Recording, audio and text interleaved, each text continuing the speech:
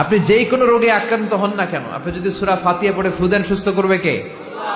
বিশ্বাস হয় না সন্দেহ লাগে?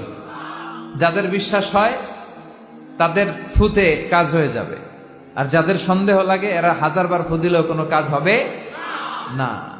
3 কুল, সূরাতুল ইখলাস, সূরাতুল ফালাক, আর একটা সূরাতুন নাস, এগুলো পড়ে ফু দিবেন, অসুস্থ ব্যক্তি সুস্থ হয়ে যাবে।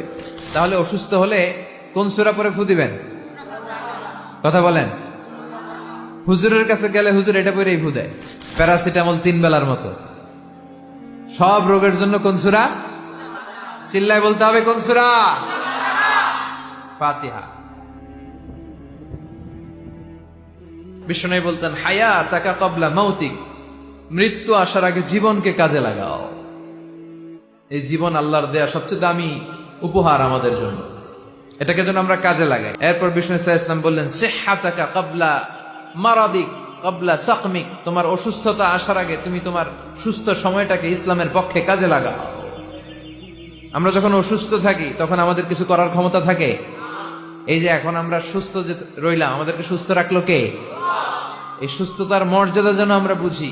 বিষ্ণু বলেছেন, ইযা ইসতাআনতা ফাসতাইন বিল্লাহ, সাহায্য চাইতে হলে আল্লাহর কাছে চাও, কিছু চাইলে আল্লাহর কাছে চাও, সাহায্যের দরকার হলে একজনের কাছে হাত পাতো, তিনি কে? অনেকে কি দিয়ে ঝাড়ফুঁক করবে খুঁজে পায় না, আছে না নাই? আপনি সূরাতুল ফাতিহা পড়ে ঝাড়ফুঁক করবেন। অসুস্থ ব্যক্তির গায়ে সূরা ফাতিহা পড়ে ফু দিলে সুস্থ করে দেয় কে? রব্বুল আলামিন বলেন, ওয়া নুনাজ্জিলু মিনাল কুরআনি মা হুয়া শিফা